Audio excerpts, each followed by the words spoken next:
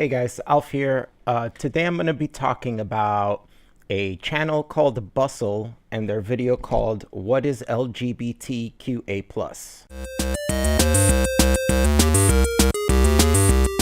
So I want to break down this video and talk about how regressives tend to distort language. I guess not distort, but manipulate it or don't understand it, and it's quite useless, really. Do you know what LGBT stands for?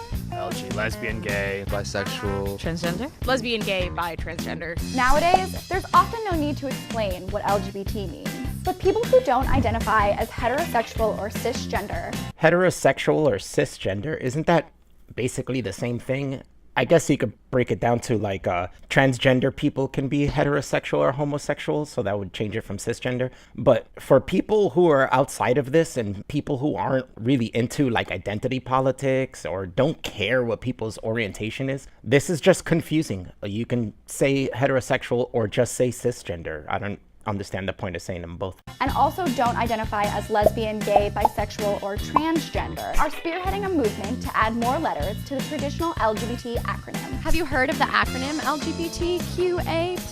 absolutely not. No, I don't want to be wrong, and yes. Not the A part, but the LGBTQ+. So what does QA+ mean, and why is it important? So the question here becomes, when do you stop adding letters? Like, what about polyamorous people? I understand that all these people are in the plus, but why not be LGBTQAP+? And then there's otherkin, right? So why not LGBTQTPO+? Like, you could say, well, it's because it's too long, but adding the QA+ already makes it too long. LGBT isn't that long. You know, it's all right. But LGBTQA+ is super long. Every time you want to talk about these people, you have to say LGBTQA+. That's very long. When does it end? When do you stop adding letters? You know, eventually another group is going to get upset and say, hey, I'm otherkin. How come we can't get an O in there? Why am I lumped in this plus category? The acronym LGBT is not the end-all be-all of non-heterosexual and non-cisgender identity. In reality, this community expands far beyond 4 categories. By adding new letters and symbols, LGBTQA+ aims to provide visibility for everyone in this group. Again, though, when does it end? And you say it aims to add visibility to everyone in the group, but it adds more visibility to the LGBTQA. The plus is just lumping everyone together, and it doesn't really add visibility to the separate groups in there. So when does it end? If you're adding 2 more letters and a plus, eventually you're just going to keep adding letters and adding letters. A community based in representation and equality for all. Do you know what the Q might stand for?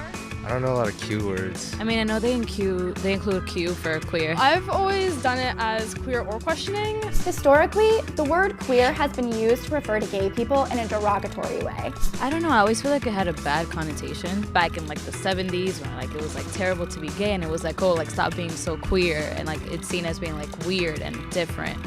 She says the word queer is meant to seem like someone is weird or different, but that's the actual definition of the word queer.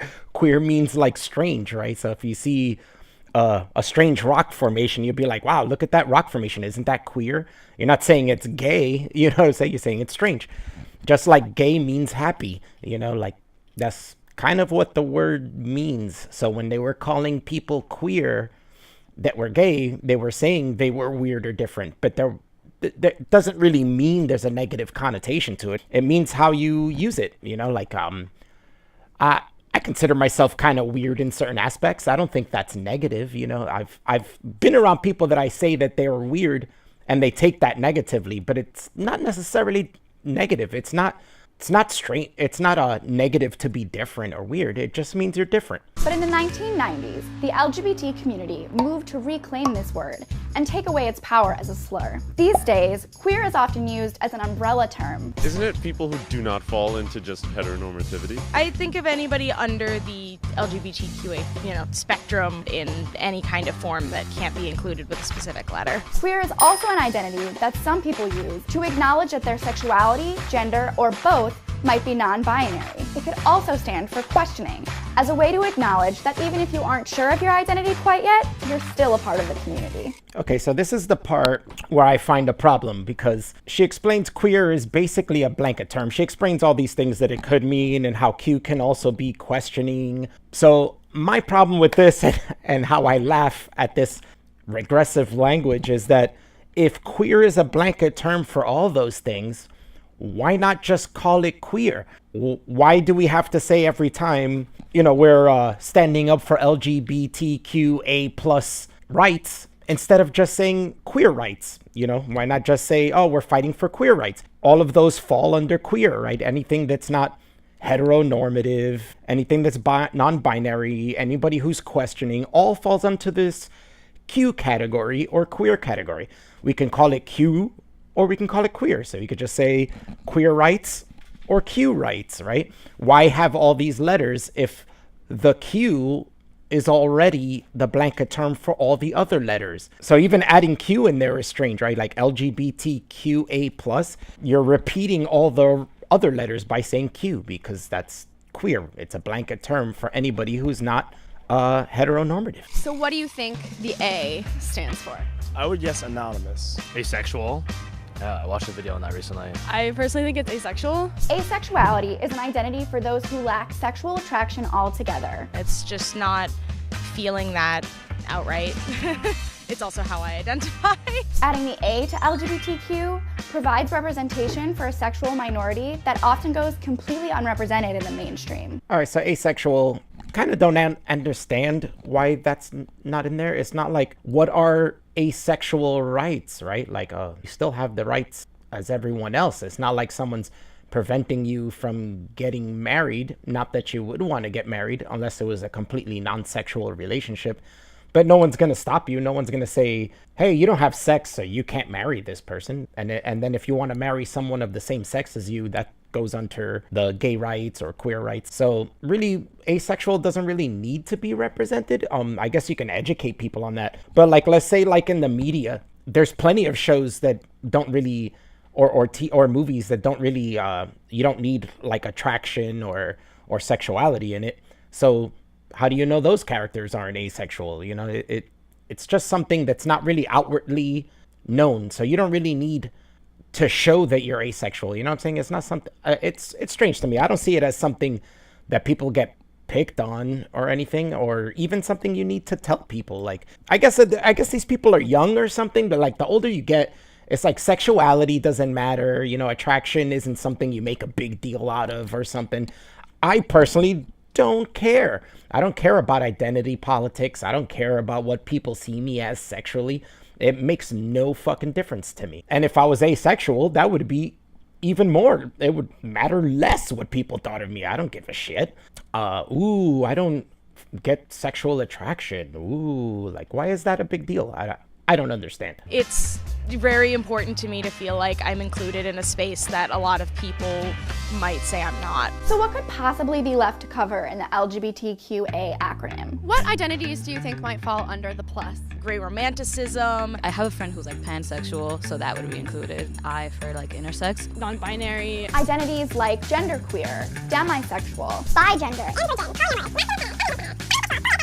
See, my point exactly. There's all these different types of things that people identify, yet they all fall under queer, right? Because queer is the blanket term. So why not just say queer? She even brought up one that was genderqueer. That's queer. What's the point of genderqueer?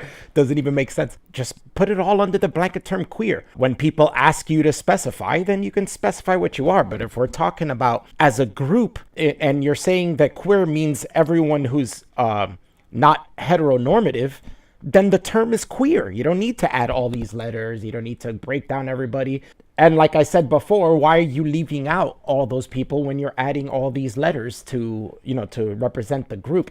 All those people are just going to get bunched up in plus. Nobody cares about them. They're not as important as LGBT and Q, which is everyone. So my point is Q. Everyone is Q. Everyone is queer who's not heteronormative. So why is it so important for people to feel represented? Well, I guess it's like counterintuitive to have it be included as like LGBT, like these are the only people who are part of it. If it's counterintuitive, why not just say queer? QA plus is counterintuitive as well because you're used letters for all these other ones and not the ones that are under plus. So it continues to be counterintuitive. Instead, why not just use queer? It's just important to try to take into perspective the experiences of everyone. And I know that I didn't know of other gay people when I was like 10 and 12. If there had been more identities to look under, that would have been amazing for there to be more letters. More letters. It's not enough. LGBTQA plus isn't enough letters. Add more letters. I wish there was when I was a kid. So I knew about all these letters. They're so fantastic. The logic makes no sense. Even in this video, queer is a blanket term. Just say queer. We don't need to know about all these. There's too many. You ever seen that video that transgender person Milo made where she says there's 76 genders and even more, and it's like, why go through all that? Just say queer, and when people ask you specifically, you can specify. This is all completely illogical. You already said the term was there. The whole point of coming up with the term LGBT was for rights. People were using that for rights. It was for LGBT rights. Yeah, so you don't need to add all these other ones because not all of them have an issue where they have their rights taken away from them or where they need to fight for rights. So you don't need to go through all that. It's quite useless. It adds credibility, and also it makes you just feel better to know that what you're doing is happening to a lot of other people. You're not weird, you're not isolated. Adds credibility? How does it add credibility? In fact, I think the more terms you add to it, the less credible it's going to become. You have such rare occurrences like otherkin or the asexual is even quite rare, and you're adding them in. It's going to add less credibility to the ones that are more prominent, that we have more of a percentage of. I can understand her point about saying that you can be aware that there's other people like you out there, but in the end there isn't many. The more terms you add, the more you're going to realize that there's not many people like you. And weird, again, there's nothing wrong with being weird. It's okay. And you're still weird because you're weird like all those small percentage of people. They're weird too. Just because they're the same as you doesn't make you not weird to people who are, to the vast majority of people, You're still going to be weird, which isn't a negative thing. It just means you're different. Expanding the traditional LGBT acronym to include QA+, provides visibility for identities that have never before been a part of the sexual and gender identity conversation. Until now. Visibility leads to acceptance, and acceptance leads to the end goal of everybody being okay with who they are. So in closing, yeah, this just complicates things too much, right? Like, they expect everyone in the world to understand their sexualities, to be educated in them, to use these terms, but it's too much. Like, that's what's counterintuitive. Like, if you want people to learn things, you should simplify them. If you want people to be aware of things and like stick up for people and stuff, you need to simplify things. If LGBT wasn't confusing enough to people who don't know anything about it, let's add 2 more letters and a plus, which groups up a whole bunch of other terms. This is far too complicated. And the funny thing is, in the video itself, they came up with a better solution, which is queer. Queer means everything. Why not just simplify it to the utmost degree and just call it queer? Or Q. If you want to add questioning too, then you could just say Q. Let's just talk about Q rights, or they're part of a Q group. You really don't need all this stuff. And that's not to say I don't understand it, because I've been part of, like, I grew up with gay people. I grew up with lesbians. When I was younger, gay was the blanket term. We didn't separate gay from lesbian. Gays were anybody who was not heterosexual. So a man who likes men was gay. A woman who likes women were gay. And lesbians themselves would say that. They would say, oh, I'm gay. You know what I'm saying? And that was understood that meant they were lesbian. But now lesbian, now we have to separate those. That's the LG. Is lesbian and gay are 2 different things. But I don't understand what's the point of separating those. Homosexual means attraction to the same sex. So you could just say they're homo, or gay, which gay used to mean homosexual. But in the end, now with all this that's going on, all these separate terms, if queer is the blanket term, just use queer. That simplifies it. The people who have no interest in this, you might be able to reach them easier now because it's way simplified. You know what I'm saying? Like I said about myself, I don't care about these things. I don't care about identity politics. I think the vast majority of people on the planet don't give a shit about identity politics, don't give a shit what sexuality people's are. Well, I mean, that's sexuality is more regional. I guess in some regions, people do care, like Muslims throwing gay people off of buildings and shit. They care about your sexuality. But I think people in general in civilized society, in Western civilization, don't care about a person's sexuality. I think most people judge you by the content of your character.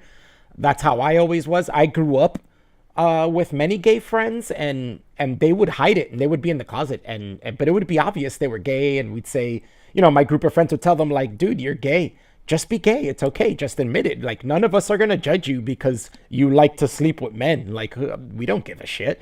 We like you as a friend. That's all that matters. And then they would still be like, no, I'm not gay. I'm just really effeminate, but I'm straight. I like women. And, it took years before they would tell us that they were gay. And, we didn't care the whole time. When they finally came out and said, yeah, all right, I'm gay, we were all like, yeah, we know. It doesn't matter. We don't give a shit. So it's just kind of strange that people care so much about their identity, that they need to know that other people feel like them. And I've never felt that way. I've never given a shit. When I was younger, it was more like, we were more like rebellious people, and we actually liked that we were different from other people. We didn't care if they accepted us. We were like, fuck you. Our group of people accept us, and that's all that matters. Like, my close friends know my identity and who I am. That's all that matters. Anybody outside of that, I can give two shits. If a stranger comes up to me and wants to call me a she, even though I don't identify as a she, it doesn't matter to me. I'll correct them, and if they don't want to go with the correction, they still keep calling me a she. Oh well, who gives a shit? I'm probably never gonna see this person again. And if that person's annoying to me, then, they can get the fuck out of my face. I don't give a shit. It's so strange to me that people care so much and want to be labeled, right? Like, who wants to be labeled? All right, so yeah, I just wanted to show you how funny all this regressive language is. They're complicating it for the point of being progressive and including everybody, but this is actually regressing shit because it's just making it more complicated for the general consensus to understand. The majority of people won't understand this, and in not understanding of it, they're gonna care less. So yeah, queer, use queer. Tell everyone, use queer. It's a blanket term for all these letters. Less complication. All right, guys, that's all I wanted to say. So yeah, thanks for watching. Alpha out.